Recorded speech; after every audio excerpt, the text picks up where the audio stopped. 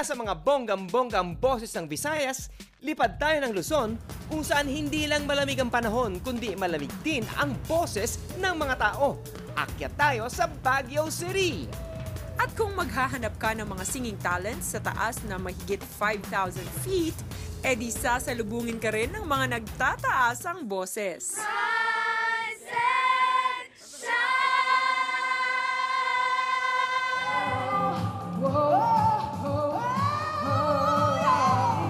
May mga tinig na sintamis ng strawberries. May mga boses na mapapajacket ka sa lamig.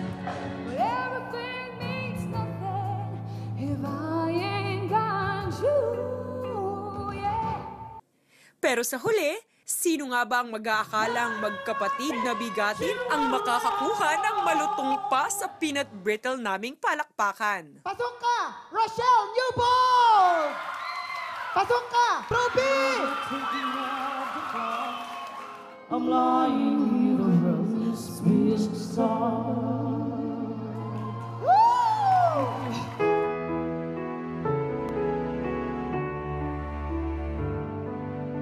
Totally inabandon na kami ng papa ko eh.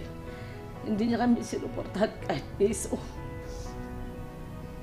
Pero kahit gano'n ang ginawa niya sa amin, hindi namin maitakwil kasi kung hindi sa kanya, hindi kami magiging tao. Yung mama ko, hindi niya naman na kami makaya na buhayin 4 kami eh. Ang nangyari, puro nahinto kami sa pag-aaral. Kumanta kami ng ate ko. Doon kami nag-umpisang kumanta. Manalo man ako o matalo, may mapupulot akong aral sa pagiging rising star representative ng Baguio. Gusto ko manalo para sa pamilya ko, tsaka doon sa mga kasama ko po sa banda. Alam nila yan. Sabi ko kaya pa, ipag-pray niyo. Kasi yung gagawin ko naman na to, hindi para sa sarili ko lang. Marami akong gustong tulungan, sabi ko. Ito na po ang ate ng ating Baguio Sisters, Rochelle Newbold! I know just how to whisper, and I know just how to cry.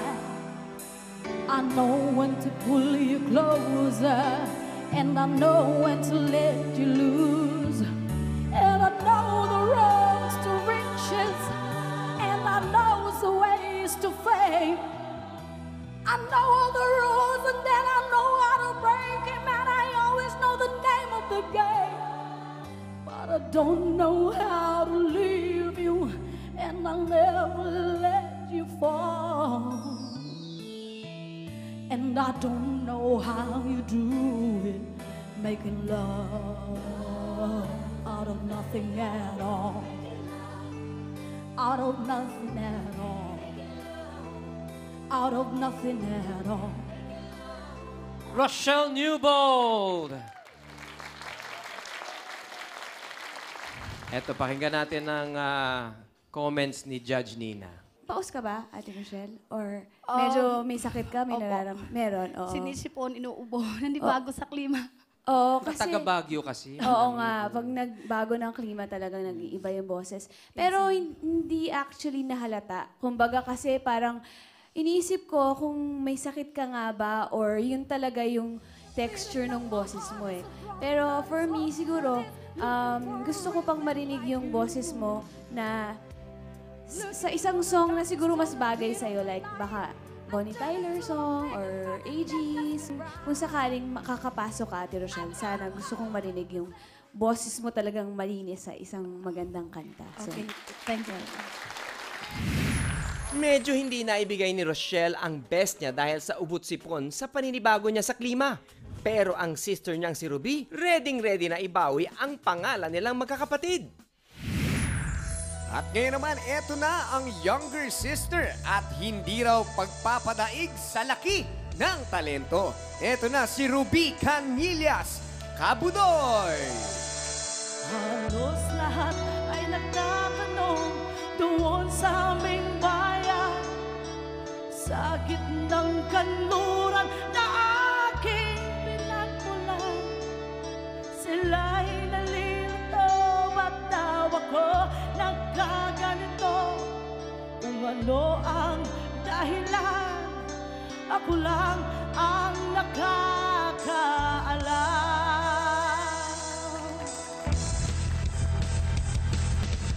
Musika ang buhay na aking tinataglay. Ito rin ang dahilan kung ba't ako naglalakbay.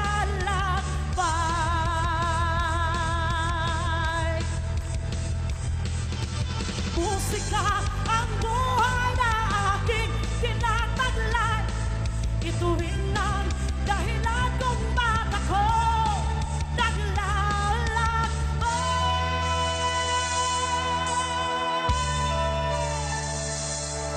Ruby Kabudoy!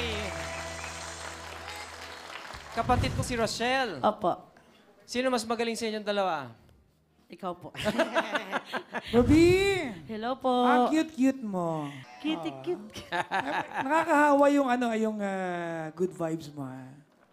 Alam mo, itong kantang ito, yung Ang Buhay Ko, ito sinulat nung panahon na ang mga musikero, ang pagiging musikero ay hindi pa kabuhayan. Yung kanta, it's a song of redemption, di ba? Of being proud doon sa ginagawa mo, and most of all, asking for understanding, no? At naitawid mo siya na maayos. Ang linaw, ang angas nung pagkakagawa mo, ang galing-galing nung pagkaka-deliver mo ng mensahe ng kanta. Maraming salamat sa mga taong kagaya. Kuya Ogie, sa mga kagaya nyo, sa mga musikero, maraming salamat at merong kagaya nyo, pampakulay ng buhay namin. Salamat You did po. very good. Salamat po. Very good. Thank you, Papa Jack. Alright, ngayon naman, hinga natin ng mensahe yung kapatid mo, ha? Pagpatuloy lang po ang buhay. Malaman na yun, ha? Malaman na yun. Mahirap man ang buhay, kaya natin to. Tama nga po yun. Sabi nga po ng anak ko, Mama, alam mo, hindi totoo yung sinasabi nila na wala daw mapapala sa musikero. Ang hindi nila alam, dyan mo ako binuhay. Dyan mo ako pinag-aral. Dahil sa musika. Ibang klase ang boses ng ating Soul Sisters from Baguio City. Ngayon naman, pumunta tayo sa Mindanao. At kahit tinatawag itong City of Golden Friendship, nako mga kapatid, walang kaibigan pagdating sa pagalingan sa pagkanta. Ito ang auditions ng Cagayan de Oro City.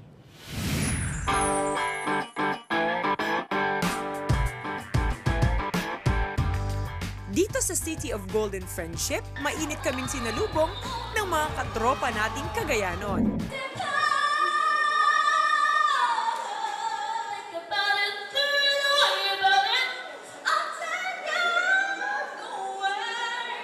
At kahit kakakilala lang, parang long-time barkada na sa videoke party ang ganap.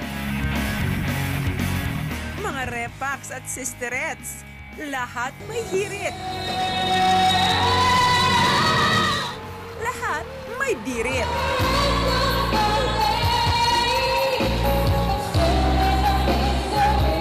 But after everything, dalawa ang ating naging BFF.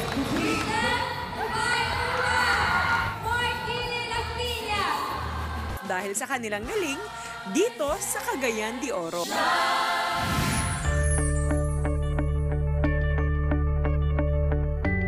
Ako po si Mark Geli Las Piñas, Tubong, Iligan City po. Naging dahilan ko na sumali ako sa Rising Stars, yung dalawang anak ko.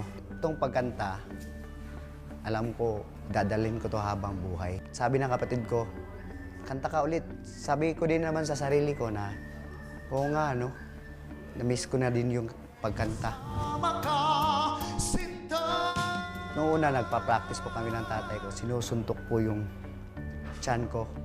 Kasi hindi ako marunong mag-head tone, mag-nasal, tapos hindi ko kinukuha dito sa tiyan ko yung boses ko. Kaya tatay ko talaga nagturo sa akin. Pagkat ang nais mo'y masunod, ang layaw mo, di mo sila pinap... Ang gusto ko lang gawin, kakanta lang ako, ibibigay ko lang yung best ko. Yun na. Maglalayag na tungo sa kanyang pangarap mula sa Cagayan de Oro, Mark Las Piñas.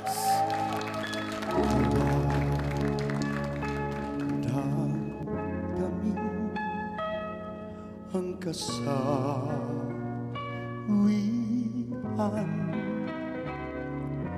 Ang landas mo ay mag-iilaw.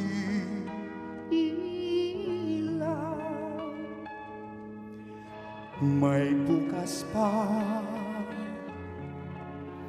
sa iyong buhay. Tutulungan ka ng Diyos na may lalang.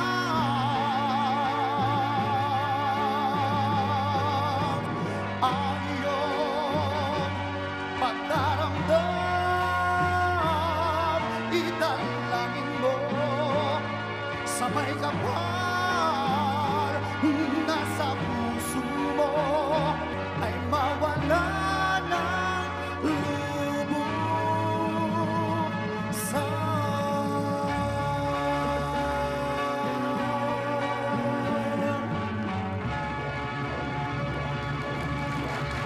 Mark Las Piñas ng CDO. Kausapin natin si Judge Jimmy.